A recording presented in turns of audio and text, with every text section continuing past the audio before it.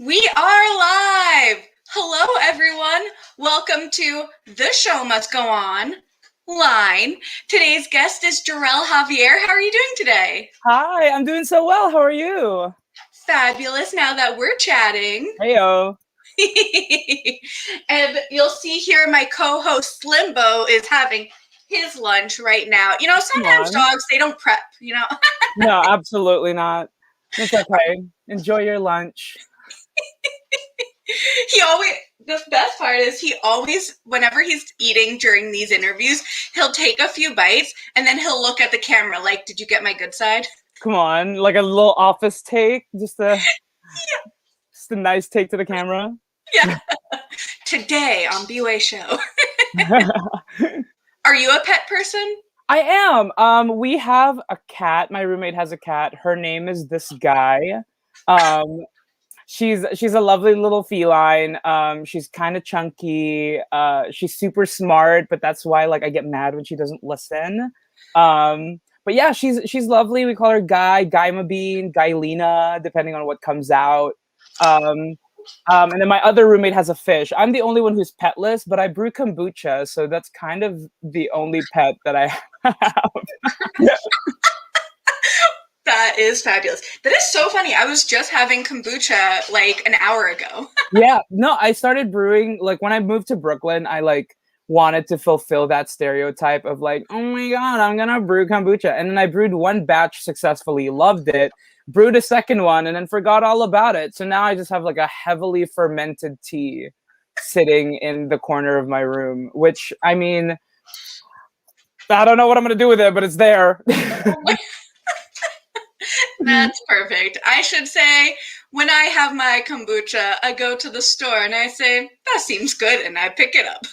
Yeah, I was just spending so much money on kombucha. Like it's $3.50 a pop, which if you're having it once a week, totally not a big deal. But I was like, I crave it as like a soda. So I don't drink soda. I just like will have a kombucha when I'm craving it. But I was having it 4 or 5 times a week, which equated to just like basically how much it would be to start brewing my own. Mm-hmm. So once I started brewing my own, I stopped buying the ones on the store. But my flavors aren't as good as the ones in the store. I will admit that. It's not as finesse. Like mines are good. Like I will drink it any day. It's great with alcohol, great by itself. It's like a perfectly fine beverage. But the ones at the store are definitely a lot better. Wait, okay, side note, we will get into all of your like theater work and whatnot, but what like alcohol tastes best with kombucha? Now I feel like we're going to have a little kombucha chat. Oh, I mean, I'm no connoisseur by any means, but like anything, I like anything clear, something that's not, I'm a little less experienced with mixology, so I don't know what liquors mix well with what flavors. So I'm kind of, like vodka is typically the go-to because it's, relatively clean and like fresh and just kind of neutral. But I'm sure there's like some sort of scotch that would go with like a savory, depending on how you brew your kombucha. Because, if you're flavoring it with spices that complement the spices in the liquor, then I'm assuming some sort of synergy would happen. But my booch is just like lavender and like other florals. So I tend to stick with like white liquors, but I don't drink that often anymore. So it's like, it's every once in a while. Look at this. Some people came for the lightning thief, others came for kombucha chat. There it is. You're welcome. Hello, friends. And on that note, hello, Judy. Hello, Maddie. Hello, everyone watching live and in the future. This is happening right now live. So if you have any questions or comments, just comment along in the YouTube channel and we will get to them throughout the episode. Yay. So let's start at the very beginning. A very good place to start. Aww. And right? So let's hear your origin story. What got you into theater and spoken word and dancing and all that jazz? Sure. I think I was just, from a very young age, I was always just the kid who was like, just a lot, like it wasn't necessarily a bad thing, but I didn't know how to harness that energy and put it towards something productive, right? So when you're a giant ball of energy as a child, you're constantly looking for things you might be good at because you have so much like in you that you just want to like get rid of, right? You have to like expel that energy somehow. And then when I was in 4th grade, shout out to public school education for getting us a field trip to the local community theater's production of Joseph. We went on a field trip, 4th grade, Joseph and the Technicolor Dreamcoat. And I remember at intermission looking at that stage and being like, I want to do that. And I was like, I remember distinctly singing in my seat while everyone was chatting. My sister and I had just watched A Walk to Remember like a couple nights ago prior. And that thing where she's like, in the school musical and she's singing about the lighthouse. I was like in my chair and I was like, this is my thought. This is my plea. I was like living the full fantasy. And after that field trip, the teachers in my elementary school were like, hey, we're writing like a makeshift musical. We'd love for you to try out. We'd love for you to do it. And then a very sweet teacher of mine basically kind of held my hand throughout the entire thing and led me to community theater production. She helped me apply for scholarships because my family is an immigrant family and we had no money at the time. So it was a lot of kind people helping me out and feeling compelled to lend a hand, and me being just the loudest greasy wheel that ever needed oil. I don't know if that made sense. But I was basically just trying to exhaust every resource that I had. I was taking dance classes from YouTube. I would Google like how to sing or how to dance, how to do turns, and like what is a pirouette. And then for spoken word, my sister was the one that got me into it. I have a sister. Her name is Jam. She's lovely. She's 6 years older than me, and everything that I hold dear in my heart is because of my sister. I am a product of my sister's loves and passions, and being introduced to them at a young age, I kind of just like took these things that made her happy and kind of made them things that made me happy too, because I just wanted to be like my sister so badly. So that's how I got into poetry. It's how I got into volleyball, how I got into singing, really, and everything else. My sister always did it first, and then I always just kind of like took it on later and then kind of did it better than her. No, she's lovely, but she's she and I always joke about it because it was always her interest first, and then she was just kind of like, yeah, I'm good, and then you came along and then you were like, you and I was like, oh my gosh, you're so sweet to me, keep going, I love this. But yeah, that's kind of the origin story. I love that. I love that synergy between you and your sister being like, you lead the way, I shall follow, and I shall continue on this path. Yeah, my sister is like, it's the classic sibling story. Like, we hated each other when we were younger because we shared a room. Like, she was going through puberty while sharing a room with her very loud, obnoxious 6-year-old brother. You know what I mean? Like, that's where the relationship started. And when that's where it starts, it can go nowhere but up, because that's a pretty horrible place to start. But yeah, my sister's like, she's my best friend. I love her so much. And I'm very grateful for everything that she shared with me, because absolutely everything that I do well and fell in love with, 95% of those things came from her first in one way or another, Well, I love giving credit where credit is due, so that sounds amazing. Of course. And I feel you. I was and still am the very loud, in every way. And absolutely. It led us to theater, didn't it? Absolutely. And I think that's not like, I feel like at this point in my life too, I'm like reaching my like quarter life crisis, right? And it's like, you spend a lot of your time, when you're a person who is a lot, you spend a lot of your childhood believing that you're too much to handle and that it's a you problem. It's a you problem. It's a you problem. And I think that like a lot of growing up has to deal with the fact that like there is no problem with you. It's simply a matter of compatibility with other energies, other people, other humans.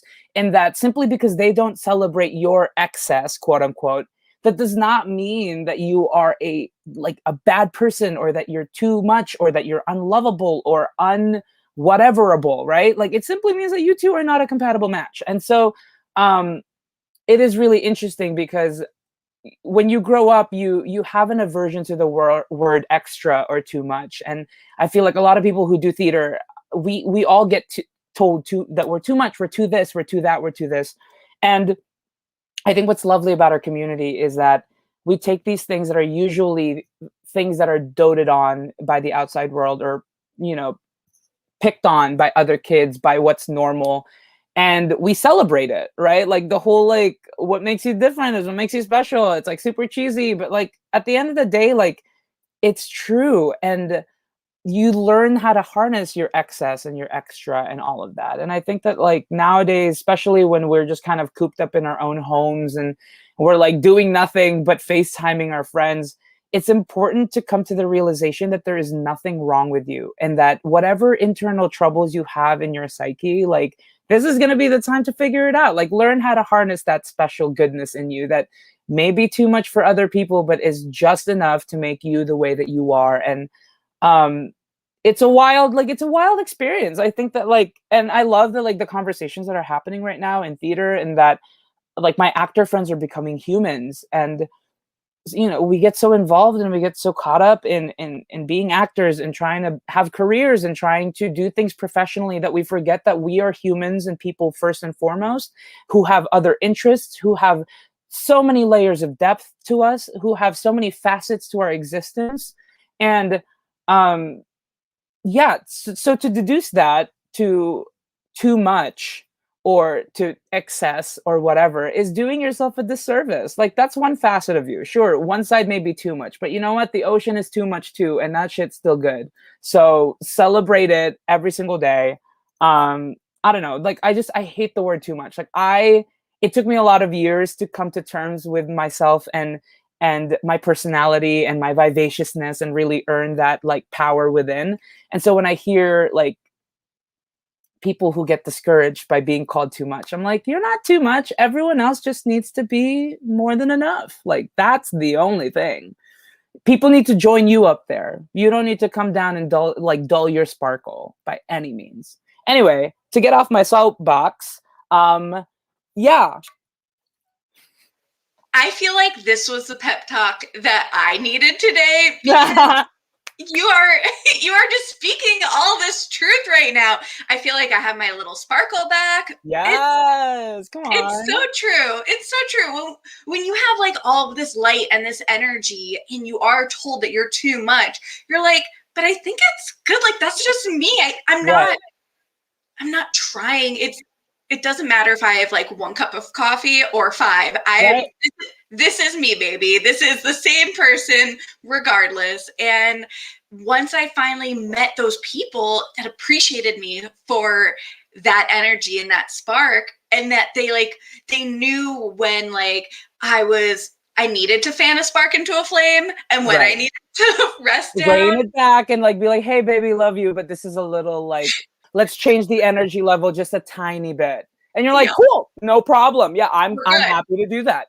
Yeah. But it's when it becomes like a condescending thing. Like, how dare you be too much? And I'm like, do you not like to have fun, ma'am? And it's like, well, and it's what's crazy too is, like, and I don't mean to get, like, so existential so quickly, right? Like, it's what's fascinating is, like, I've been very in, like, this, like, spiritual journey of just, like, working on myself and figuring out internal stuff, right? So I feel like everything I talk about always ends up leading to this conversation, because it just subconsciously will work itself in there.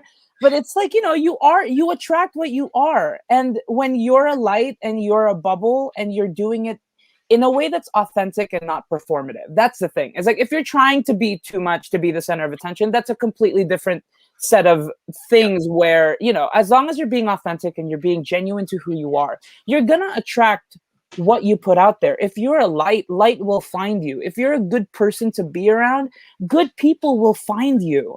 And so it's, you know, and inversely, when you're in a rut, like, have you ever had a bad day where it's like, wow, I am just in a shitstorm, and everything just attracts you. Everything that could add to the shitstorm is added to the shitstorm. It's the same way. And so it's kind of like life hacking, right? Like, yeah, okay, we're not having a great day today, but if we just, like, change that perspective, change that mind around, and find some sort of silver lining, if anything, if we can just, like, convince ourselves to be delusional for, like, a positive effect for, like, a moment, you know? Yeah. But yeah, I don't know. It's just, it's wild. It's this pandemic Lovato has been just the most intriguing. That's my favorite one. I don't like the panorama one. I like the pandemic Lovato. That is so good. It's so funny. I don't remember where I heard it, but the moment I heard it, I was like, I'm sorry, I'm stealing it every time Pandemic Lovato. Yeah, it's been an interesting time for everyone. And so I guess I just wanted to like let everyone know that like regardless of what you were doing before the pandemic, like everyone's changed. So re-meet your friends. Like let this be an opportunity for you to re-meet the people in your life, because I guarantee you they are not the same person. If you haven't re-met them in the last 9 months, they're not the same humans. Give them a clean slate, give them a blank page, and like hope that they give the same to you, because I'm sure, you're different. I'm different. Like I cry publicly now. There's no shame, Just tears on the subway. Absolutely. As it's like cold and like freezing on my cheek. So cute. So cute. Yes. Well, this is actually a great thing. I keep this wonderful crystal. My friend Lisa sent it to me for good energy while I do interviews and podcast energy. And I love that.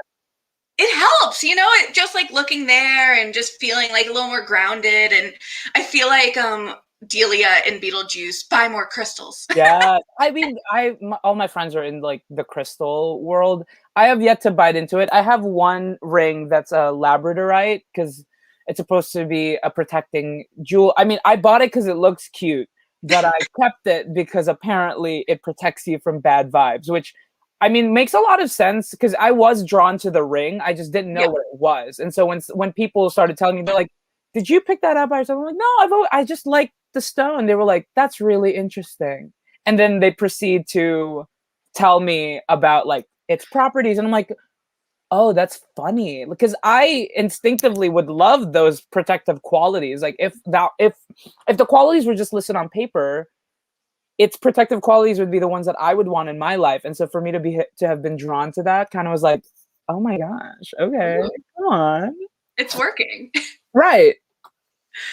This is perfect. This is not at all where I thought this conversation would go. And I love it. Yes. So if we don't talk about your killer quest in The Lightning Thief, I feel like there will be so many people watching right now being like, what are you even doing? Yeah, exactly. So, okay, first of all, you being a fan and then getting this role, can you bring us on that whole journey, on that whole killer quest? Oh my goodness. Yeah, sure. I mean, if we're going to go back to the history of Jorrel and the Lightning Thief, we got to go back to 6th grade. I was about to go into middle school at a sensible, like, little, like, there was like a fast track for English students. Like, it was like, if you scored high on your tests, like, you were in the fast track for, like, pre-AP, which, what the hell is pre-AP? But anyway, I was placed in, like, the slightly more advanced English class. And one of the, you had to read a summer reading book. And I was like, you know what, I'm going to prioritize my studies in middle school because I'm a big boy. And I read all of the descriptions of the summer reading books. And I was like, all of these suck. Wow. And then I turned the page and the Lightning Thief was on the back. And I was like, ooh, Greek mythology. Well, to be completely honest, I only like the female gods. Like, they were the only ones I cared about. I was like Aphrodite, Artemis. I was like, even Hestia, she can come too, girl. Like, I always loved strong, fierce female characters, always. And you can attest that to me being like a very, very feminine being. But that was my draw to Greek mythology. I was like, these are badass women with superpowers. Hell yeah! So I read the book and completely fell in love. And apparently everyone in my class fell in love with it as well, because it was like the hubbub of middle school. Because I was in middle school in 2000, I want to say 7 or 8. I graduated middle school in 2010. So it was like right at the height of Percy Jackson. And we would be reading on the bus. And I just fell in love with the characters, like completely just was hooked on it. It was the first time I'd ever enjoyed reading. Fast forward, thought nothing of it. Percy Jackson was always just kind of there. Loved it, read it. And then in college, I was working. I do this intensive called the Broadway Dreams Foundation. I've worked with them since 2013. Annette Tanner is a dear, dear friend of mine, friends with all the faculty. Like, I am a Broadway Dreams baby. And one year I was helping them out for their auditions because I was about to move to New York and I wanted to celebrate graduating college and just kind of do my victory lap with the foundation and be like, thank you for everything you've helped me do. Let me volunteer some of my time to kind of give back and pay it forward. And I was monitoring. I was the monitor for the audition room. So I was the person who was like, hi, come on in. You're on deck. You're next after them. Like, come on in, and just like a smiling face to like let these kids like calm down. And somebody saying, good kid. And I remember being like, oh shit, I forgot Lightning Thief was a musical. And then I remember the two people from Texas State who graduated way before I did the tour and bus production when they used to do it at like cafetoriums. So they were in that tour, and I was just like, oh, right, of course it's a musical because my friends so-and-so did this and this. And so I thought nothing of it. And I was like, oh, right, the song slaps. I forgot how good this like soundtrack is. Moved to New York, working at Barry's, serving you smoothies, giving you the fresh to New York fantasy. And I get an email on a Friday from my agent that was like, hey, you have an audition on Monday for The Lightning Thief. And I was like, oh my God, I love that book. And so I prepped the packet for Grover, and I was telling my friends, as soon as I learned Tree on a Hill, and then as soon as I learned Another Terrible Day, I was like, I have never felt a character more in sync with the abilities that I can do at this current point in time. When I was in college, I wasn't like front and center. I was always a dancer. I was always a singer. I was always an actor. But the shows that we did when I was there just wasn't right. Like, I could do them in some world, but I wasn't the most perfect candidate, right? And storytelling has to come first, and blah blah blah XYZ. But at the end of the day, I was in the ensemble for like all 4 years of college, and to me, even though I know that it isn't failing, it made me feel like I was being underutilized, right? Because it was like knowing that I should have been treated like a 10, but feeling like I was getting the treatment of a 6. And nothing's more frustrating when you know your value and you're not receiving the treatment that you know you deserve, right? And it wasn't the university's fault. It wasn't anyone's fault. It was simply just circumstance, like an actor, like right place, right time, right? And so for once I was like, damn, this show, this score, the characters, I know these things. I am so right for this. I get the mood. I get the tone. I know where the punchlines are. I can see myself seamlessly fitting into this world, but I can't let myself get psyched out, because the moment you want something is the moment you don't get it. So as I leave one of my best friend's apartment after like doing a self session with her, I was like, hey, can I run these sides by you? Let me sing these songs for you. We did a work session. She gave me notes. I did it again. She was like, I think you'll be fine. So I leave, and I was like, I don't want this audition. I don't want it. I don't want the show. I don't want this show. I don't want this show. Just kidding. I really want this show. Please let me do well. So the next morning, I take a class of berries to get my body warmed up, and everyone's like, hey, what are you doing today? Are you working? And I was like, oh no, I'm off today. I have an audition, but I don't think I want the show. Just kidding. I want the show. And I go to my audition. It goes really well. I click with our director, Stephen Brackett, really, really well. He's just the most safe human being I've ever worked with. Or one of them, I should say, not the most, but like, you know, like he's among the safest. He just made me feel so good. He made my choices feel validated. And when it wasn't in line with his vision, he gave me very, very articulate notes to help me fix and help me kind of get into character more. So long story short, I get the job. We do the tour. And that's kind of been the journey. It's kind of, when I track it back, it's just a bunch of little clues that the writer of my life just kind of like subtly sprinkled on. And it's a little too like perfect, you know, because I remember distinctly having moments of like in middle school being like, okay, well, if I was part of the trio, who would I be? And I was like, nah, I wouldn't be any of the trio. I would be Frank because I'm Asian. That was my thought, which is horrible, but like, that's what the industry was. That was my mindset. And so to have been able to not only do the role, but originate it on Broadway and have the role be absolutely nothing to do with my race, but immediately turn it into a story of color. That's when it really was like full circle for me, because I remember reading the books and being like, I don't see myself in anyone but Frank. And Frank doesn't even come until like how many books? Like not even till the spin-off series. Like he didn't even get into the, it wasn't until Heroes of Olympus until Homeboy showed up. And then he didn't even know his powers until like how many chapters in? You know what I mean? Like that was the only, and shout out to Rick for realizing that like, hey, we need an Asian character, and being like, sure, I got you.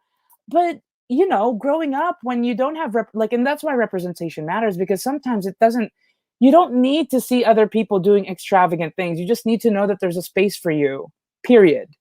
That there is space for you. And I am so, so grateful that I was given this opportunity to show other little queer Asian boys that like, yeah, there's space.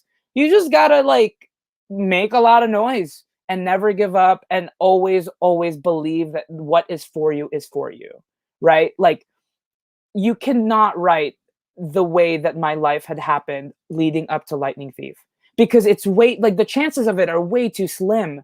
It's all on the hanging of the balance. And so it's one of those things where you just have to you have to let go of this timeline you've made in your mind and just acknowledge the fact that you are talented, and what is for you will be for you, and you are taken care of, right?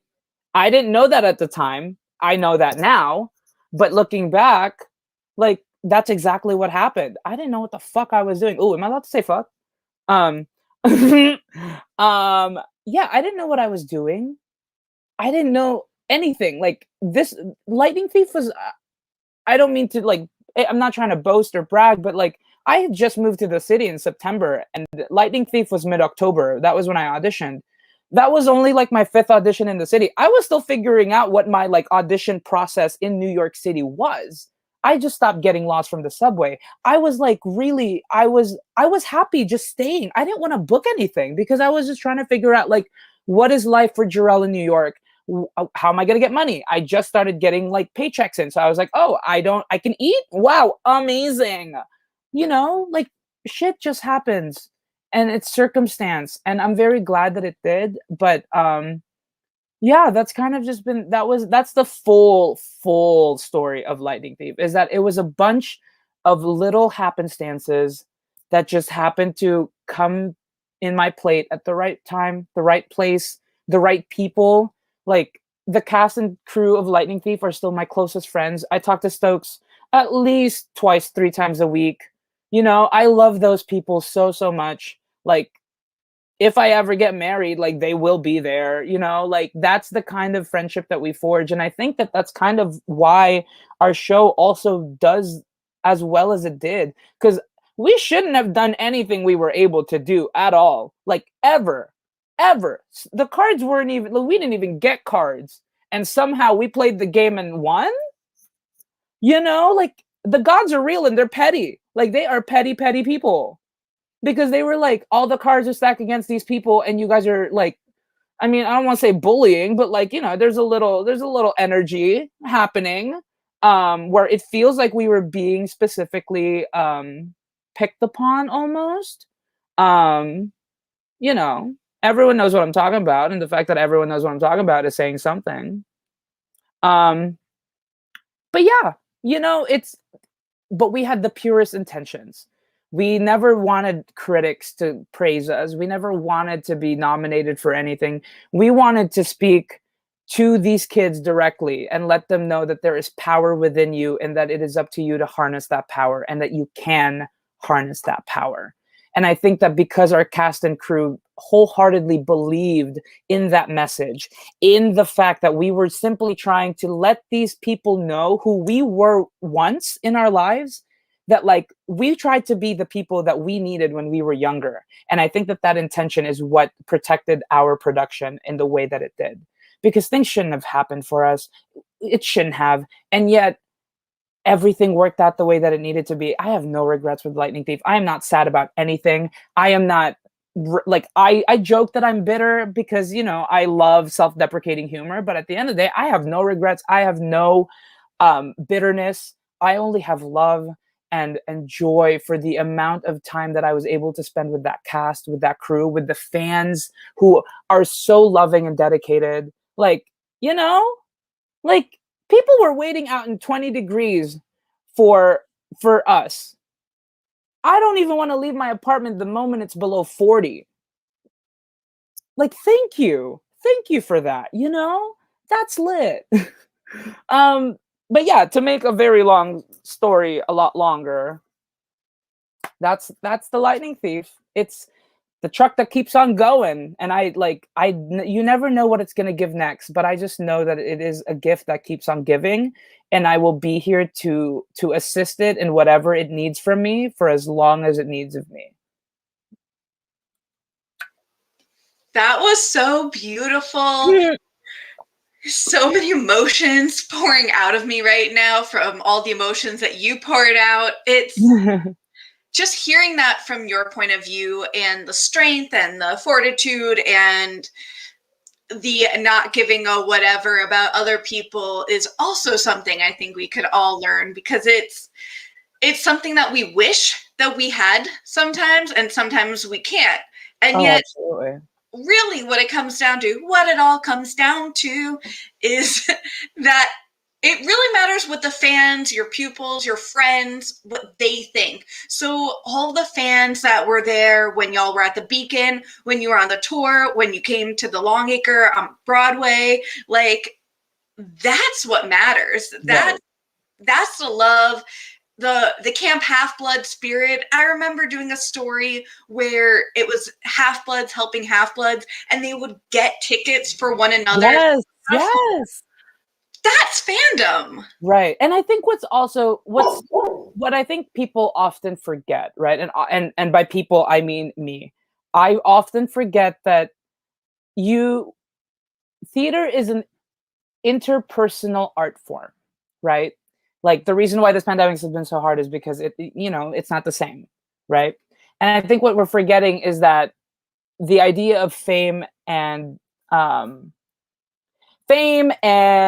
outward reach, or being known, or whatever, being famous, I think that we believe that the only way that we can make any change in the world is if we're big, if we have a fan base, if we have a fandom, if we have whatever, right? Like, we subconsciously internalize this belief that we are useless until we have a following, and if you don't have a following, you can't make some sort of change in the world. And I think what's brilliant about being around like Stokes and Chris and James and all of them is that they never made it feel like we were doing it for 1,000 people. We were always doing it for that weird person in the front row who has never felt like they were ever in the same circle of friends as the cool kids, who were too loud, who was too weird, who was too gay, who was too flamboyant, who was too everything, right? Like, there was that one person in every single audience. And I think that, like, there are days where we were so tired, and we would see the one person clutching their playbill. And I get emotional about it because, I've been there. We've all been there, where we were looking for some sort of answer to let us know that we weren't alone. And when you do a show for that one person, it changes your perspective a little bit. Because, oh my God, wow, hello? Because someone in Chicago came up to me and told me that they'd never seen anyone with my nose before on a stage. And that stuck to me, because I've never seen anyone with my nose on stage. And it was always like a really hard thing to fathom when you're a child, and everyone who's successful is white. And everyone who's successful has a really pretty nose and really even eyes, and their eyebrows do the same shape. And you don't look like that, right? And so you're looking for an answer to let people know that you're not alone, that there's space for you in this industry, whatever, what have you. And that one person in Chicago came up to me, and we were talking about Jollibee. We were talking about like Filipino shit, like normal Filipino shit. And they were speaking in Tagalog, and my Tagalog's rusty, but I was trying to speak it too. But like, that's what we did it for. Those are the people we do it for. And I think that the moment that we stop doing it for those people is the moment where we lose the magic of the show. Because yes, you can have a platform and reach thousands and thousands of people, and it could be celebrated, and it could be lovely, and your album can have millions of streams. But I can sit here knowing that like we were chill and we were lovely, but I know there are dozens of lives that we changed permanently because they watched our show, and that's okay with me. You know, like we let them know that they were safe and that they were okay, and that for the 2.5 hours we were family, and we were the same group, and you were in with the cool group, and the cool people were not in our theater and they were not in our group, and that's cool. You know, that's lit. And that's why we do what we do. And I think that that's why I get emotional about it, because we forget why we do the things we do, especially when you don't do it for as long, you know? So it's like, it's interesting because I took it for granted when we were doing it. And now we're like a year out and I miss it. And I don't even miss like yeah, I miss the paycheck. The paycheck was real nice, girl. But I miss doing that show with the fans and with Stokes and with Chris. It's just such a magical show, dude. Like oh my god, people are just like watching me cry. Hi guys, I shaved my head too. I'm like Britney in 2007. Um the show was like the biggest blessing of my life, and I think I often like will forget that our value is not based on critiques, on reviews, but like the amount of people who saw our show and were forever changed by it. And that's like, that's all you could ever want as an actor, I guess. It's just like, whew. How did we get here? How did I start crying? What happened? Where did we go? How do I shut this off? Nurse! Yeah. Yeah, I guess I'll leave it at that of like, you can change one person's life and you will have done your job. And I think we forget that. We forget that often. Yeah. Thank you. Wow. Of course, that was all planned. That was a monologue. None of that was real. For legal purposes, that was a joke. And my agents are gonna be listed down below if anyone wants to book me for my acting. That's gonna be lovely. That was stellar. I really believed you there. I'm just saying. So much. Thank you. Mm-hmm. That was on Broadway once. And the pony goes too. Not Lightning Thief. So emotional. All right. Judy saying, so real, so raw. Thank you, hearts. Aw, well, I'm glad. Yes. Wow. Take a moment. I'm sweating. I'm feeling emotional like for you and for this whole journey. And I was just on the outside looking in. Yeah, I mean, the thing about it is that like, I mean, I cry at everything. Anyone who's seen me in person knows that like any influx of emotion will always have me like crying. But I think it's just because like my relationship with Lightning Thief is so mixed, right? It's like, it's the most beautiful love story I could have ever forged with the show. And you get so caught up in the bad sometimes. And sometimes I only remember the things that I used to complain about, that it isn't until someone asks me like, what's your favorite part, that I like remember how amazing that year was. I got to like travel the country with some of my closest friends and be a fucking goat, for crying out loud. Like, I was paid to be an idiot. I miss that shit, like it's hard, and it's hard for a lot of creatives right now because yes, I love money, and like I like clothes and whatever, who doesn't? But like at the end of the day, like I would have done that shit for free if it meant I got housing and if it meant that I got fed. And you know what I mean? Like if my basic needs were taken care of, I would have done that show for free. Only because I love the show and I love the cast and the crew, Like it was not, it was, I was fortunate enough to be a part of something that gave me money, but also was a passion project. It was something I wanted to do, even when I didn't want it, you know, like even when it was like 7 p.m. and it was our 8th show, and I was tired and my legs hurt and I had to carry Chris again and blah, blah, blah, blah. Like I would have done that and I would do it all over again, you know, like I just like, I'm very grateful for the opportunity that I had, and I don't think that I'm grateful often enough for it. And it wasn't until today that I really stopped and kind of like reopened that pocket, because it's like, you know, it's not traumatizing, but like I've been working very hard to kind of compartmentalize my feelings about the show, because there's, you know, there's like the whole like you have to be politically correct and I don't want to be canceled and I want to work in the future and I have, you know, and maybe I'm too soft, maybe my opinion isn't going to be like validated, blah blah blah blah blah blah blah XYZ, right? But you know, I have my feelings about it and I have my feelings about how everything went down, and it's been a while since someone actually was just like, yeah, what do you feel about that? Because you know, like the cast and crew, we all do what we can to cope, I guess. And some of them aren't affected at all because, you know, like they've been doing this for however many years. To them, they're probably very, very happy that Lightning Thief is going to bed. Not speaking for anyone, but you know what I mean? Like theoretically speaking, I was happy to put it to bed. I was just thinking that it was going to be a nap and not like a slumber, you know? Um, but yeah, the show's great. The people are great. I miss it. I love it. And I'm always like, it's always gonna have a special spot in my heart. Like I just got a tattoo because of it. I don't know if I showed you, but I got my little lightning bolt. My friend Glenn did it, and it's just a little homage. It's the actual lightning bolt that they used in our like poster. I had him trace it, and then just yeah. So it's funny that we're doing this now, because like the past couple of weeks has just been me kind of being ready to reopen that part of my life and let go of the bad and only remember the good, you know? And so thank you for allowing me to kind of work that out in front of you as I'm like bawling.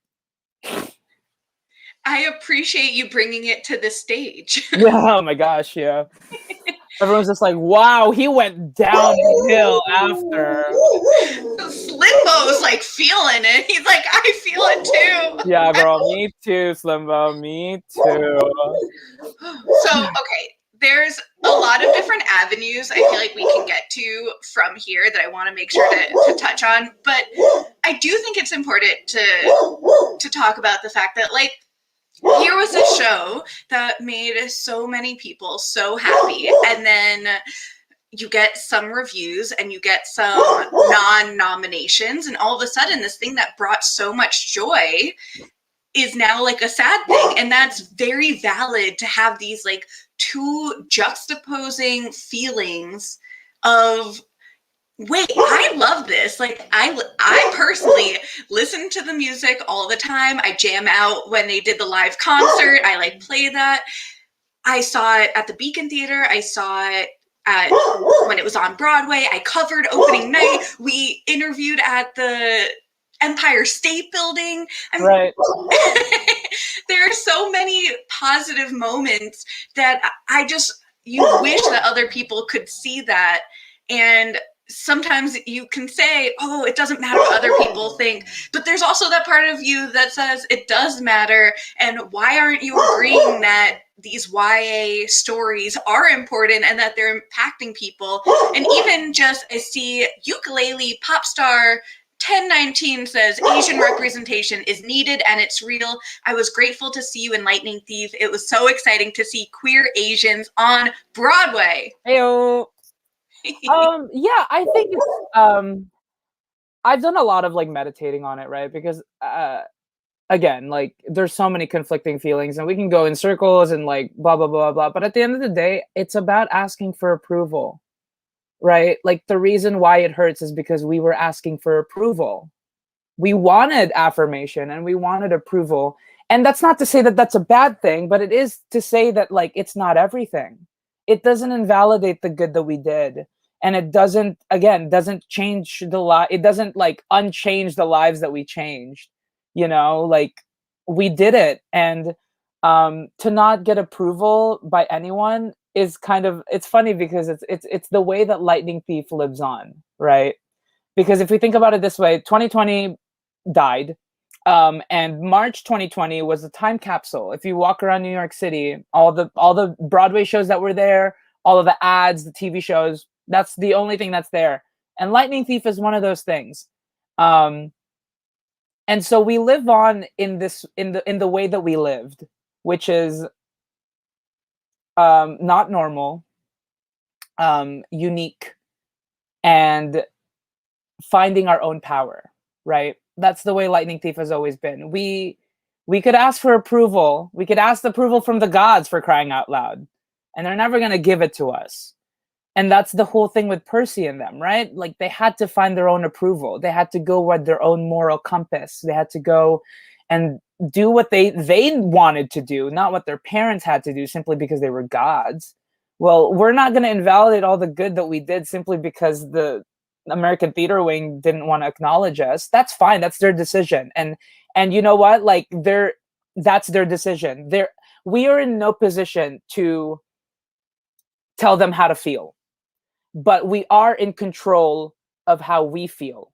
And what I refuse to do is let that lack of a nomination deduce our show to nothing, because our show is not nothing.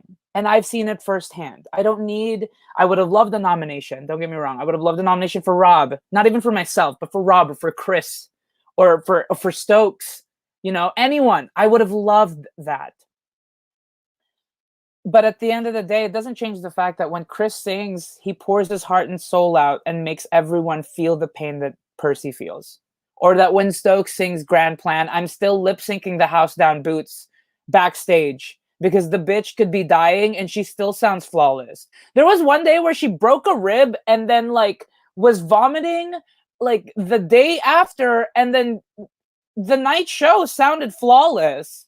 And I was just like, you're rude and disrespectful is what you are, And she doesn't need a nomination for her to know that she's fierce and worthy of that, And so I think it's hard because we want affirmation. We want to seek approval. But, life doesn't always give you that. And then that becomes the goal, is to, how can I be so secure in my art and so secure in what I produce that I no longer want anyone's approval, right? And I think that that's easier said than done, and it's a long journey, but that's kind of the journey that I'm on, in that if I'm happy with my artistry and the products that I am producing and the art that I put out into the world, if I can stand by it and say, yeah, that's pretty accurate to what I was trying to do, then as an artist, you have to stand by that.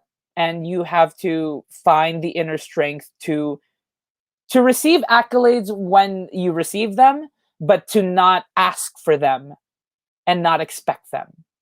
Because if you're not happy with yourself, honey, like, this is not the industry for you, because no one's going to give you anything, And if you're going to believe the good reviews, you have to believe the bad. I had very many crying nights where I would FaceTime Caitlin, who's the head of my musical theater program at Texas State. And I would just be like, Caitlin, just bawling. And she would just be like, honey, it's okay. And like would send me like 10-minute videos of her just like talking me off of a ledge. But yeah, we have to stop seeking approval. The only approval that we have to seek is ourselves, like our approval. And if we make our mantra to strive for excellence, then we will be pushing ourselves effectively. And the moment that you start doing that and you start improving for your own self and your own fulfillment, that's when you become unstoppable. So hopefully that's what happens to me, because I'm trying to be unstoppable. Like, that's the end all be all. I don't really want anyone's approval. I would love it because I'm a Pisces. But at the end of the day, if you don't approve of me, I'm going to keep doing my thing. I'm sorry. Like, that's non-negotiable. .com.edu, because, you can learn. So yeah, I just think that like, there's no, like, it is what it is, right? And like, obviously people are a lot. I'm glad that people are really angry for us about the whole Tony's thing. But y'all, Black people are getting murdered. Like, infrastructures are breaking down. The government is a shit show. There are bigger issues, and what we do is a luxury. And I think that right now, like, I don't mean to get all like super political, but like there are bigger problems that we need to be facing. And if you are the kind of person who is like sending hate or avidly tweeting but have done nothing to stand by your Black friends, like, I need you to reprioritize your things a little bit, right? You know, like, love you, mean it. I'm sure you're a good person, but like, let's take a step back and reflect a little bit. So yeah, I obviously I have opinions, but perspective. There are bigger things. There are bigger fish to fry. At the end of the day, we're still very privileged. What we do is a privilege, and we need to acknowledge it as such, and also deal with the things that are happening right now in the world, in this climate. You know, like, you can do both. And I think we need to do both. And some people are just not doing both. And I'm gonna need you to get that. I'm gonna need you to step your pussy up or something. I don't know. Like, I don't know. You can bleep that out. Oh, wait, shit, we're live. Oh, well, you're welcome. You learned a new word. This is for all ages, and sometimes we don't have that luxury of a 7-second bleep. Sorry. Well, I hope you can still like monetize it. I don't know. Like, I don't want you to lose money because of it. You are wonderful. As Judy saying, you are an amazing, wise human. Preach. Aw, thank you. Yes. So, okay.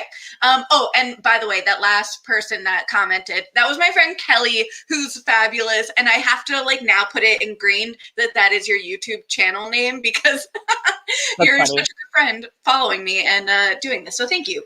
So first of all, yes, Black Lives Matter, Black trans lives matter, period. Yes.com. Come on, y'all. It's, you know, you can be angry about these type of things where you feel like it's injustice when a show doesn't get recognized that you love. And I've seen that with many shows that I personally love and that I've covered a lot, and it doesn't get that. That is so valid. But also, like you're saying, right? Like, yes, and like you freaking improv, you know, like you can yes and. I know you can. Very yes and. The where are you speaking up, standing out for your Black and brown friends? When are you saying what needs to be said? Doing whatever you can do on that front where it is like life and death. So thank you for bringing up the duality of the feelings, and that they're both valid, but also if you're only doing one and you're leaving out the more important one, the one where we can't have a show right now because people aren't wearing masks and they're not being respectful. So come on, y'all. It's just really interesting because like people, like humans in general, love end all be all statements, right? Like they never like you when like the whole like Black Lives Matter versus all lives matter, right? Like people couldn't comprehend that like, yeah, all lives matter, but that's because like both can coexist. Like you can't say all lives matter and then like completely disregard what's happening to Black lives. Like that's not how that works. And so I think it's just like, again, it is, life is multifaceted, existing is multifaceted, and for you to only focus on one facet is doing yourself a disservice and limiting your potential to do anything else. So like, yes, like grieve for our production. Thank you so much. Love you, mean it. Like, kaka boom boom kak. But also, like, let's make sure that we're also thinking about everything else that affects us on a daily basis. Like, love Broadway. What we do is very important. I'm not knocking that, and I'm not saying that what we do is not important. But we can also like use that. Like, you know, you look at it's interesting because you see all the people with massive platforms, and I just like to kind of like sit back and watch and see who's a little bit more active than others, which no tea, no shade. I'm not trying to point fingers on anyone, but that is something that I've flagged personally and are now actively looking through a lens when I'm perusing social media, you know, especially with like the anti-Asian crimes that are happening right now. Like, I like seeing people who support me, and I'm not, you know, I'm not trying to make it about me, but like again, so posting on social media is not the only answer. Like there's very, just to cover my bases, but it is an interesting thing to see who has spoken up or at least opened the door for a conversation, as opposed to those who are just like chilling, which is not a bad thing, but we do take notice. And that's all I'm saying is like, live your life, live your truth. But like people are taking notice and like, do your thing, I guess. And it all circles back to what you were saying earlier about having a platform. And if you have a platform and you have people watching, listening to what you're saying, please use it for good.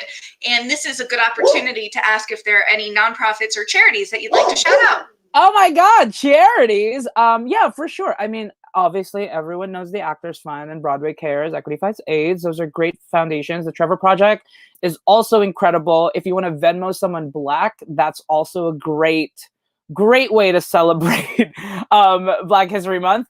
But yeah, support Black owned businesses, Asian owned businesses, shop local. It's the same jargon, right? The thing is, it's like it's become slogans, and I feel like people forget that these slogans are not just slogans, they're actual like steps you can take in your daily life. Like take the time out of your day to like figure out, okay, is this store owned by a person of color, and is it like the same amount of effort as this other store that is owned by a white person? Like let's switch stores, whatever, you know what I mean? Like take the time out of your day to set intentions with everything you do.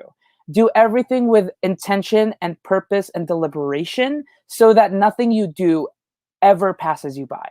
Make sure that you so you can soak up every second of every day. When you do things with intention, you're present and you're active. You're an active participant in the current now. So let's be active participants in the current now. If you can't afford anything, signal post, tell your friends, open the conversation, speak up when someone's microaggressively being racist. Like there's so much to be done on a daily basis that's so easy to apply into your daily life that takes very little effort aside from being present and actively telling yourself, like, when this happens, I will do this. When I do this, I will do that. Like little reminders. And if you forget, do it next time. You know what I mean? But like plant those seeds. So yeah, charities. That. And where can everyone find you on social media? Come on, social media. My social media is still the same. My Instagram is Jorrel _JORREL_. Same for TikTok, which TikTok is a mess, so be warned. My Twitter is Jorrel from work. And yeah, and then if you're in Brooklyn, you can probably find me on Grindr. Like that's also there too. So, you live, you learn. And those are my I'm 25, everyone. Please don't come for me. We are just taking care of, okay, this is where you can find me here. This is my platform. You're there. You're welcome. If you find me on other socials, mind your business, Mind your business. Wait, I remember you telling this in an interview once, but why is your Twitter handle the way it is? Okay, yeah. So it used to be Jorrel Likes Girls, right? And that was a bit from high school because a good friend of mine was dating this girl and we were close friends. And I was like, hey, I'm getting more lemonade. Do you want lemonade? Like, do you want a refill? And she goes, yeah, can you get me one? I was like, I got you, boo. And so I got my lemonades. I come back and her boyfriend at the time goes, oh, Jorrel likes girls, Jorrel. And I, of course, to play along with them. And mind you, this is like a table of like 10. We were at my friend's debut, which is a Filipino quinceañera when you turn 18. We were at the debut and like there were 12 people at my table. Everyone's chanting Jorrel likes girls. And I just like, I play like the panic, like, stop it. No, I'm not. You guys, I like men. And so that was where the bit originally came from. And then when I joined Lightning Thief, I would do this bit with our company. And I'd be like, hey, it's me. It's Jorrel from work. Hey, buddy, how's it going? And so I changed it and Jorrel Likes Girls kept getting flagged by like whenever Broadway World would tag Stokes and Chris, they would never tag me. And I'm always just like, is it because it's Jorrel Likes Girls? did I get blocked? What's happening? So I changed it from Jorrel from work. And then apparently, when Ashley was running our social, she was like, it's because your last name's not in your Twitter. And I was like, oh, I see. Okay, cool. Never mind. So yeah, it became Jorrel from work. And now it's just Jorrel from work, which is funny because I'm unemployed. So, it's Jorrel from work. It's that now, Work? Nah, it's okay. I'm actually very happy. Like I feel like a lot of like I would love to work, but I'm also like okay with like being safe. So you do what you can. Yes, I do. Now, okay, I know I said an hour. Do you have a few more minutes, or do you have? Oh, you're good. No, you're fine. I'm not going anywhere. I got lazy, so I'm just not gonna. Okay. I just wanted to double check because No, thank you. I appreciate that. Yeah, totally. Okay, so I like touched on the cool events that I got to cover with y'all, but it was really cool to like the love from the fans and like the treatment. And can you just like talk us through the journey of doing a press event at the Empire State Building and having one of the coolest opening night parties I have ever been to? Yeah, I mean, publicity is always kind of nice. It makes you feel glamorous, especially when you're in New York where like people like gather simply because they see someone with a camera like this. Like people always like the reason why New York is so great is like you like playing the fantasy is so easy. You can be anyone from anywhere, and if you believe it, people will believe it, right? And so, oh my God, you have a Batman chair, ma'am. Yes, look at her. She's a gamer. Yeah. So like playing the fantasy is really great. Yes. Um, yeah, but like press is always fun because I like being in front of people. I like attention. Like let's call a spade a spade. Like I like attention. Um, but yeah, it's just like it's cool. I loved interacting with people. Anytime there was like an after school special kind of thing, like whenever it's a field trip show and there was a talk back, I was always the first one to sign up. Veronica, who's our stage manager, love her, mean it. She would always just be like, "Hey, there's a talk back. Do you want to do it?" And I'm like, I will, girl." Or like sometimes she'd be like, "No one else signed up. Can you do it?" I'm like, "Yes, I will." It's always like talking to fans has always been my number one priority because again, I love attention and I do it for the fame and the glory and whatever, right? But at the end of the day, my goal has always been to make sure that like the people I do it for know that I am only a symbol of what is possible and that they can surpass me at any point. Like I want that. I want that opportunity for them to know that like, hey, I'm a normal person. I'm weird and I'm loud and I'm obnoxious and I like all the same shit you do and I'm standing on this stage. So you know what that means? You can be on this stage too. You just got to work hard.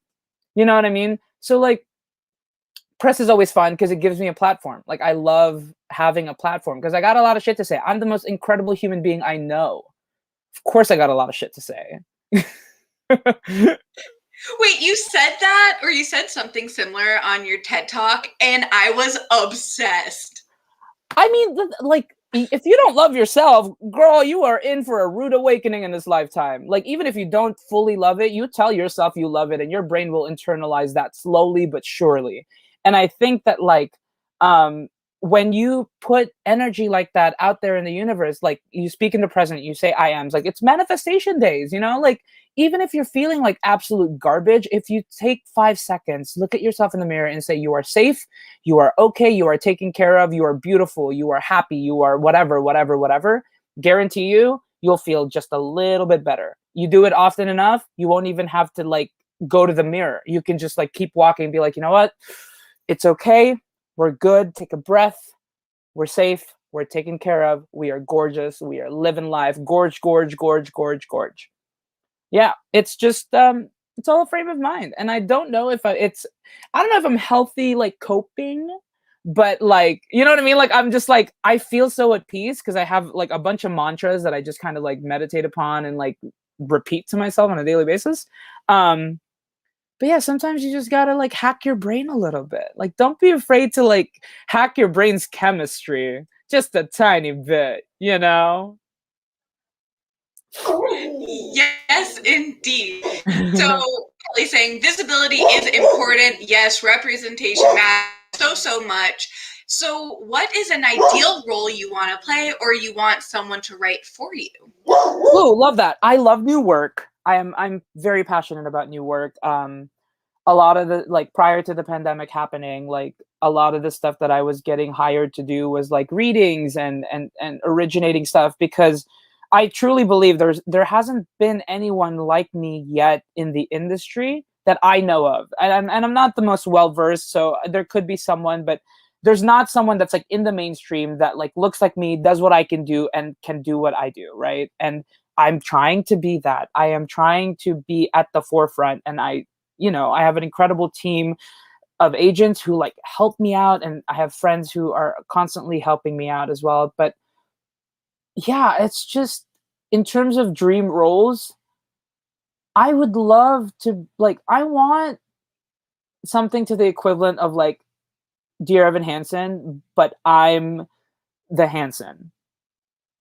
And not it doesn't have to be like trauma filled. That's the other thing. Is like I don't want it to be trauma filled, especially if like when you're a person of color, like look if you look at black actors, right? Like the only time they ever get nominated for a Tony is when it's drama and trauma filled experiences about what it means to be a black person. And it's like that's not the only facet of being a black human being, you know? And so if I were to do a show like that, I would want it to focus on the positives of what it means to be Filipino. Like if there was a Filipino musical about like the craziness of a Filipino party, like let me tell y'all, that's a show. You want to hear my uncle sing Don't Stop Believing in 17 different accents after 4 beers? That's a show, right? And I want it to be about that. So I think that like in the future, and I have I don't know if anyone knows Jared Goldsmith from Dear Evan Hansen, but he plays Jared. He and our good friend Adam, who is the associate director for Hansen, actually. They're writing this musical called Mazkapan, and it's this fucking hilarious slapstick production number kind of musical. And it's so outlandish and so open to interpretation. And I want to see more works like that. Like and the cool thing is like we're in this brilliant age where we've got nothing but time right now, so everyone is creating. So my hope is that like one day I will have met the correct friends, I will have been friends with the correct people, and that life will bring me these entities that need me to complete their puzzle. And once I am a part of that collaboration, I will know that like that is the show for me. It's hard to say, like everything that's happened to me so far has been so unimaginably like incredible that I don't want to put limits on what'll happen in the future, because I really do think that like the future is brightest when it's limitless, and it is the most when nothing is planned, anything is possible. And I am very much looking forward to seeing what is possible in the next coming years. So I don't know. I just want to be on center stage, zero, set moving pieces around me, and then like 11 o'clock number, a spotlight. Very that. So as long as that's in there, I'm good.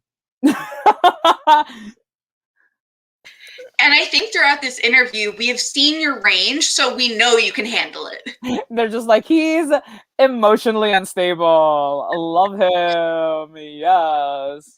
Same. Thank you. Yeah, no, I just like yeah, I have no qualms. I mean, obviously, like I have like whenever anyone asks me this, I have like my real answer, I have my inspirational answer, and then I have my joke answer, right? Like the inspirational answer is the one I just gave.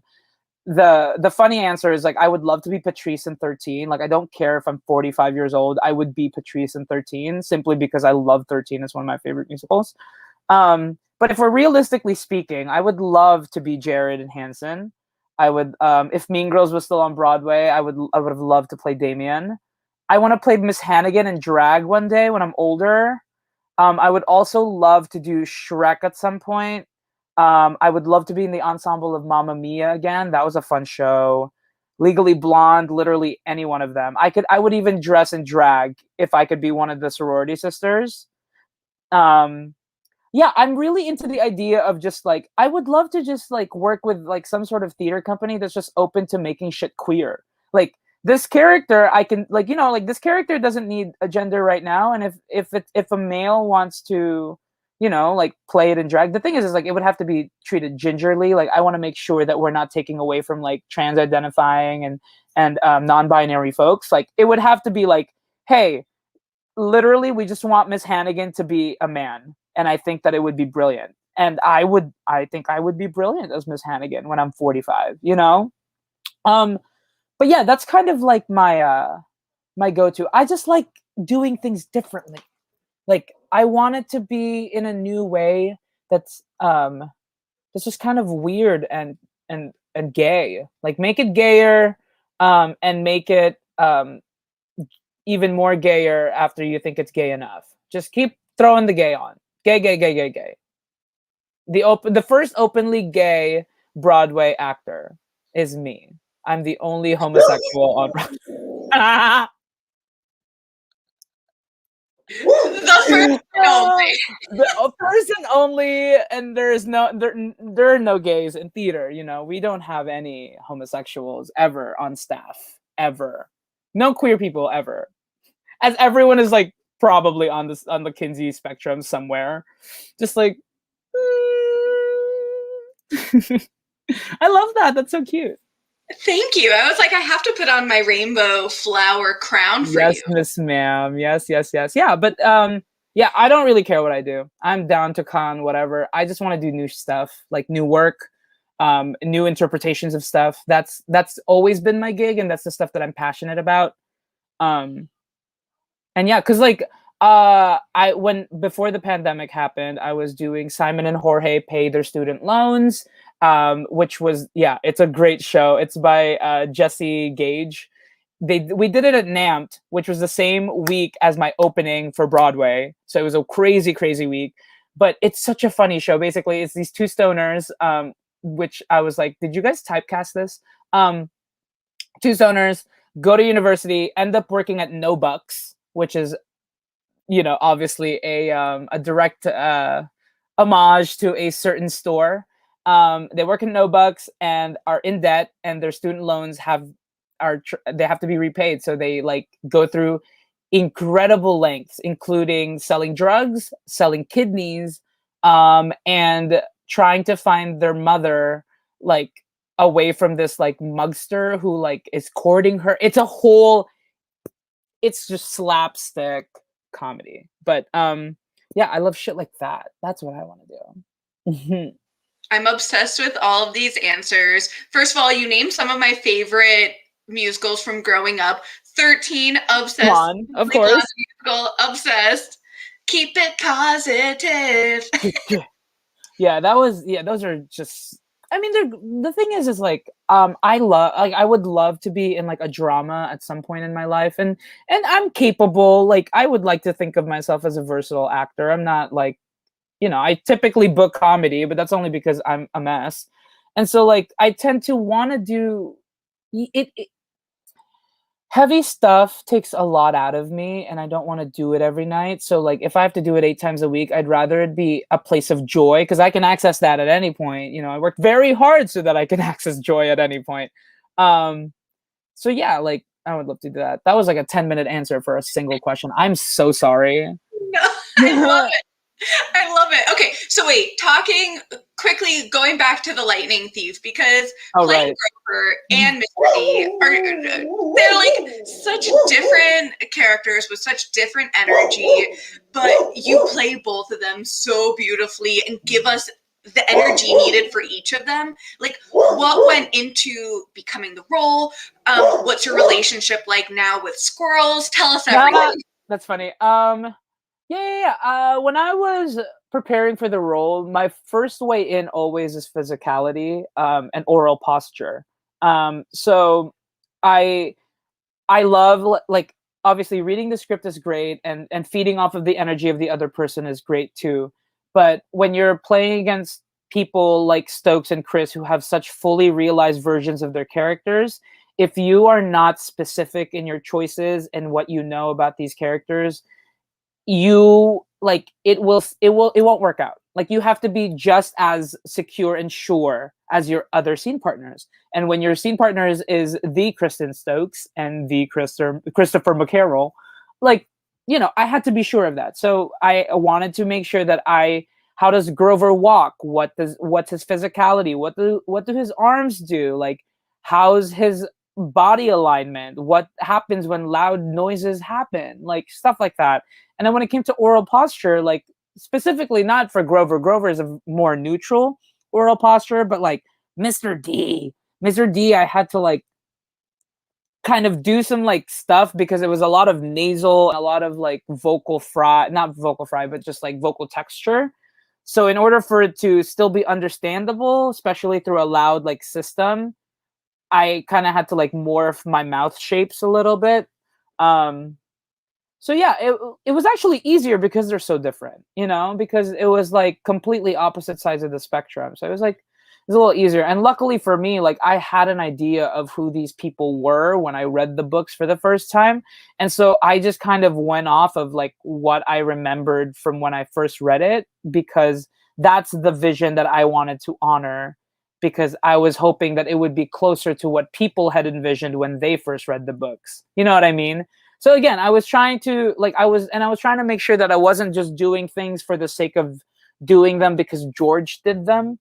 And Brackett also like gave me permission to be like, hey, anything that George did, love him, mean it, but like this is your turn. Do what you want. If it's not a choice that we're in love with, we'll give you a note and we'll like figure it out. But like you have my full permission to explore this in the way that you want to explore this, which meant a lot to me. Because, you know, living under the shadow of someone like George was a very intimidating thing. And so if I wasn't given that permission to make this role my own, I think that would have impeded the character development that I was kind of able to find within those two people. I'm so happy that you had that freedom, because we love George Salazar. We Love love, him. love, Yeah, love. he's great.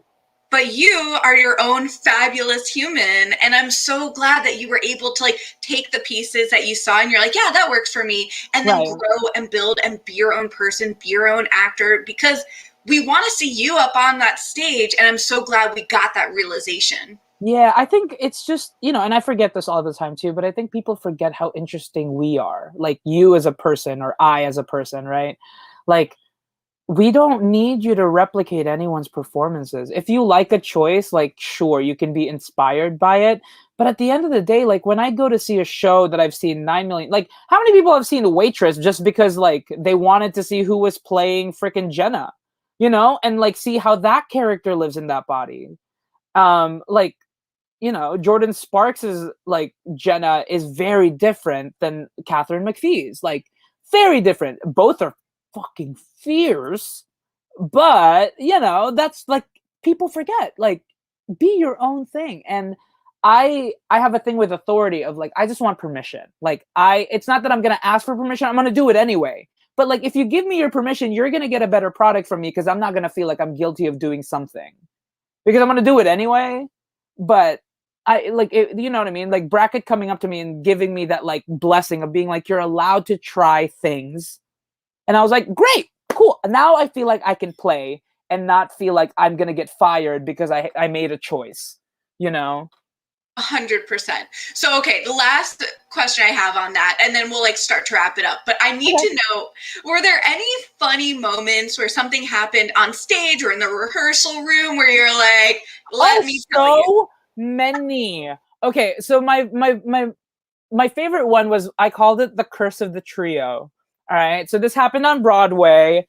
There was one moment where like we were just so tired and brain dead that like at some points we were just running on autopilot, but like our minds were racing, and autopilot becomes so like hard when you've been doing a show for a year that you don't know what just came out of your mouth. Like you really don't know what line just came out of your mouth because your brain is thinking about like something else. And so Stokes did something. It was in Capture the Flag, and she was like, the line is like, Grover, you're a satyr, or you something like that, God of the Wild. Do you know what to do? And I'm like, hide in a tree. And she's like, okay, got it. And she goes, I think she said, Grover, you're a child of Pan, god of nature. And she was like, do you? Mm-hmm.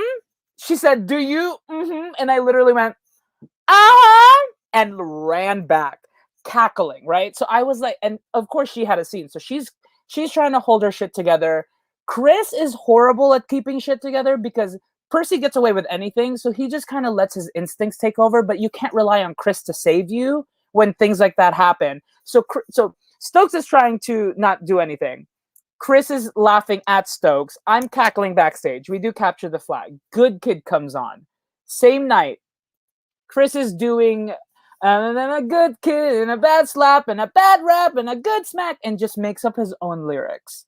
He said, and a good smack and a bad smack and a good smack and a bad smack and no mom. So just good smack, good smack, no mom. Something along those lines. And we were like, and here I am going 6 schools in 6 years, 6 schools in 6 years, being like, I'm fucking next. Like, I am next. It got Stokes, and Stokes doesn't make mistakes. So when Stokes makes mistakes, we make sure to like make fun of her. Oh, doggy. So Stokes doesn't make mistakes. Chris made a mistake, and I was like, oh my freaking God, I'm next. I'm gonna, like, something's gonna happen. So before Drive, I made sure to do so many vocal, or not vocal, but like mouth exercises, and I made sure to go through every lyrics, and then I would still like do the pitches of like, guys, we got this, guys, we got this, guys, we got this, guys, we got this, guys, we got this, guys, we got, and they're like, blah, blah, blah, blah. Made it through Drive, and I was like, ooh, I'm safe from the curse. Get to Tree on a Hill, and we're doing the scene from behind, right? So she goes, who's Talia? And I was like, Chiron sent me to silence. And I go, Chiron sent me to and Chris, because so Chris doesn't get any time off stage, right? So he, at this point in the thing, he's on autopilot. He's trying to reserve energy because he has a whole thing. So he's usually giving me bare minimum responses because I'm the leading of the scene. He's just to respond like, what? Who? And so when I couldn't explain what the fuck the scene was leading up to, which I can't go into the song if I don't explain why I'm singing, he goes, escape? And I'm like, Chris, we've done the show 300 times and you don't know my line. I'm not saying you need to know my line, but like, you could have helped me out, bro. And I go, no.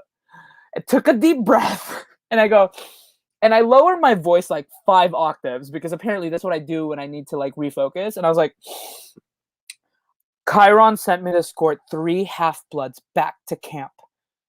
2 I don't even remember the rest of the line. 2 Chiron sent me to escort 3 half-bloods back to camp. 2 were blah blah blah blah blah. The other was blah blah blah blah blah. And I finally got through it, but everyone was laughing because of course, like the one night where Stokes makes a mistake, Chris makes a mistake, and then I've never forgotten a line, but I just blanked so hard. I was like, Chiron sent me to and then in the back you just hear just Kevin vamping on the guitar because I have to get through this. And so, that was probably my favorite, like, flub. Not flub, but, like, the most brain farty we've ever gotten. I miss that. Oh, I miss on-stage shenanigans. We were mean to each other. Like, we would we were never playing around enough to be like, hey, you guys have to stop, you're ruining the show kind of thing. But we definitely pushed that boundary on, like, what we can get away with each other. Because, like, we were in camp, we're friends. Like, the context of the show allows us to be playful with each other. Like, we're friends. But there was another one where we were talking about, like, how when people fight, they go like this. Like, I don't know. There was like a gif of something of just like, oh, you're trying to fight? And then they, like, I guess it's to, like, shield your face and to also be like, see here. I don't know. I don't fight. But I did that pose for Chris, and it was the only time I got this close to making him crack because it, like, tickled his fancy so well, and I almost got him, but then he saved himself. So I was like, but almost.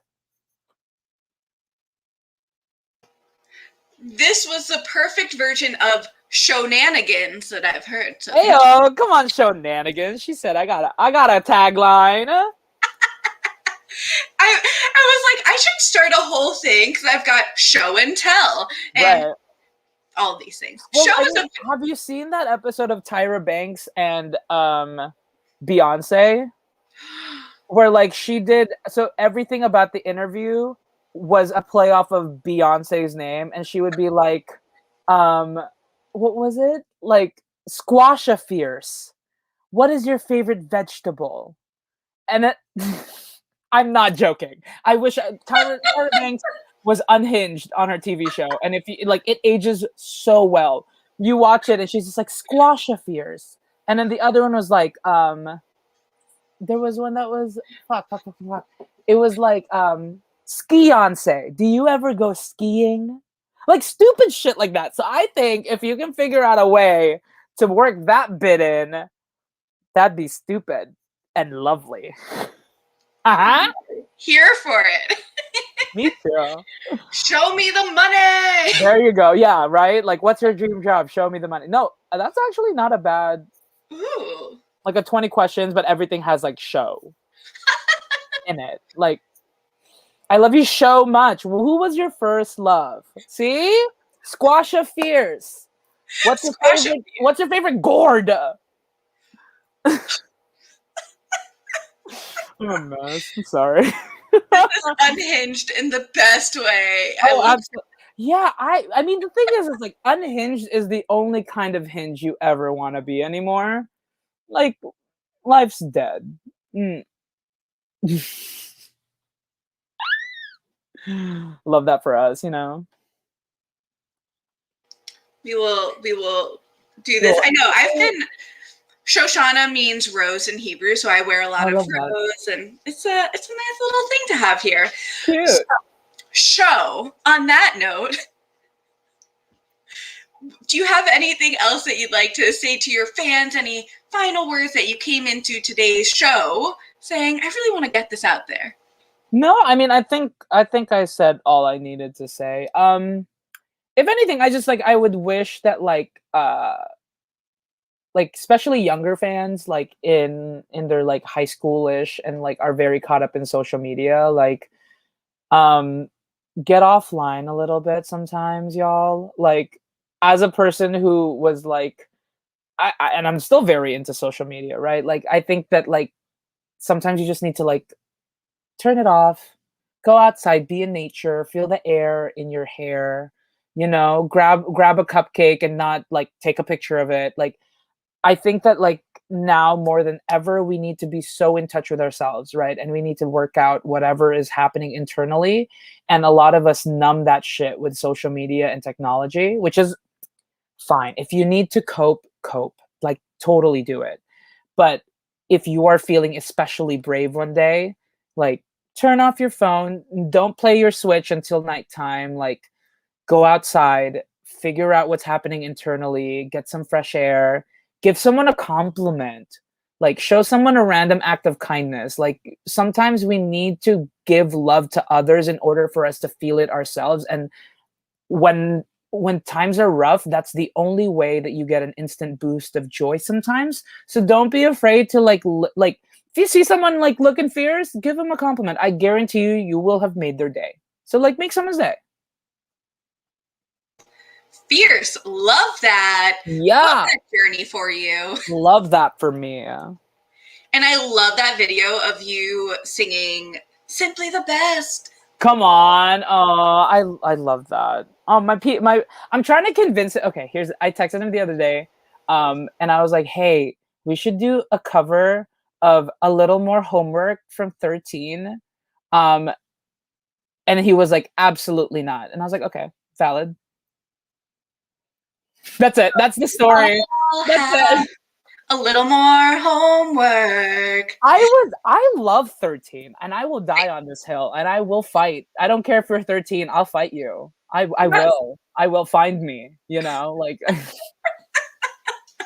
truly obsessed with 13. It was the first show I ever saw in previews, and then I saw it again. So you saw Miss Ariana Grande. I sure did. Yeah, you did. I So I have a lot of mutual friends with Aaron Simon Gross. He works with Broadway Dreams Foundation. I don't have like a strong personal relationship with him, so I wouldn't call him like a friend or necessarily. But he was directing Edges at like a theater in North Carolina or something, and I went into audition prior to COVID, and I literally had to refrain myself from being like, I fucking love 13, dude. Because because we have enough mutual friends, I know that if I said it, it wouldn't be super awkward, but I was like, bro, you're trying to book this job. You don't want to freak him out. Calm down. But in my head, I was just like, I fucking love 13 so much. Oh. if Jen Sandler is watching this, she knows how much it's one of those shows I actually geek out on because it's from my childhood. So it's like Right. pre-professional, and I kind of get into the same mindset of like seeing that and what it means to be a friend, or the lamest place in the world Yes. I got think a it's just little bit because better. it's before musical theater became a competition of who's better than whom. It's a time in our lives in which we just enjoyed it because the music was lit and the songs were catchy, and we saw people who were going through the same shit that we were either going through or had just gone through. So it was a time before we were so critical of everyone's talent. Like a lot of the times, like, and I hate to admit it, but like when I see shows on Broadway prior to the shutdown, obviously, like I would go drunk or inebriated in some sort because I wanted to calm the part of my brain that would be so critical of everything and just enjoy the show. Cause I don't, like I don't want to be there and like critique it. I'm not a critic and I don't want to put that kind of energy. But when you're an actor and you know what's happening behind the stage, you can't turn that part of your brain off unless you drink some cocktails. So, like I miss that period of our lives in which musical theater was simply for the joy of it and simply for like the ride. But yeah, 13 fucking slaps. Like that soundtrack is so good. It's absolutely like listenable during any activity. And it's great. And I mean, like, come on, like it's Jason Robert Brown. It's Jason Robert Brown. It's simply the best. Simply the best, Miss Ma'am. Yes. Perfect. Well, now that we've really gotten that full spectrum, I feel Oh great. my We've gosh. really delve in, and people get to know us. I feel like by the end of this series, The Show Must Go Online, people are going to be like, we get it, show. You love 13. You're going to get the film eventually. Listen, I have been yelling about my love for 13 since I first saw the musical. I will die on this hill, and if anyone wants to die with me, I'm sure real estate is real cheap right now. We can get an apartment building. We'll chill, we'll barbecue. Get up. Yeah. So, as much as I could talk all day, I do want to be conscious of your time. You're So, good. y'all can find me on social media. Okay. All right. Yeah. I did it. Okay, well, this was fun. B-Way show out. See you after show. I was like, how dare you? That's not what I meant when I said you could plug in show for anything. That's good though. Social media. That's good. Social media. Social media. It's very raspberries.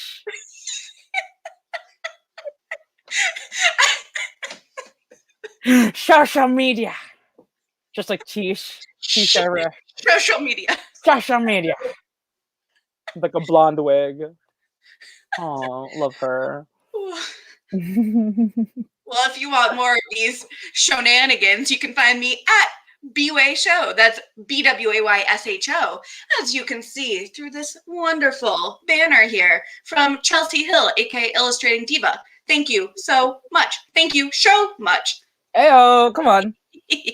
And quick plug. So, B-Way Show the podcast.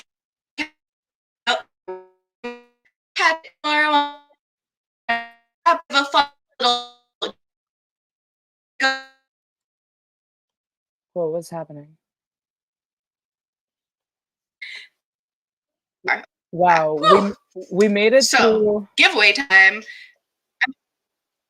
Wait, what's happening? You're breaking up. We made it through an hour and a half, and this is the first time it's happening. Are you okay? I'm okay. Are you okay? I'm great. Sorry, I didn't mean to interrupt your intro. It's like, what the f is happening? Oh no, this happens sometimes. Okay. Oh, Love. life. Well, at least it happened at the end. If you can hear me, great. If not, just make funny faces. So, oh, we're freezing. Wonderful. There we are. So come on over to B-Way Show. See you at the show. Giveaway time on the dime every time. This little rhyme for your mind. So you can find that, comment, like, subscribe, all those things. Find it on B-Way Show, the podcast, which I think is just B-Way Show Podcast on Twitter. And you can find all that. And Showtreons. We have a B-Way Show Patreon. We do trivia. And it's so fun all the time. So on that note, thank you so much. This has been so much fun. Hey, oh, yeah, I had a blast. Thank you for having me on. It's been nice to chat about things. It's been so long. My gosh. So long. So long. So long. And thank y'all for watching. This has been a blast. Y'all are wonderful. Take care of yourselves, wear a mask, and we'll see you at the show. Bye. Bye.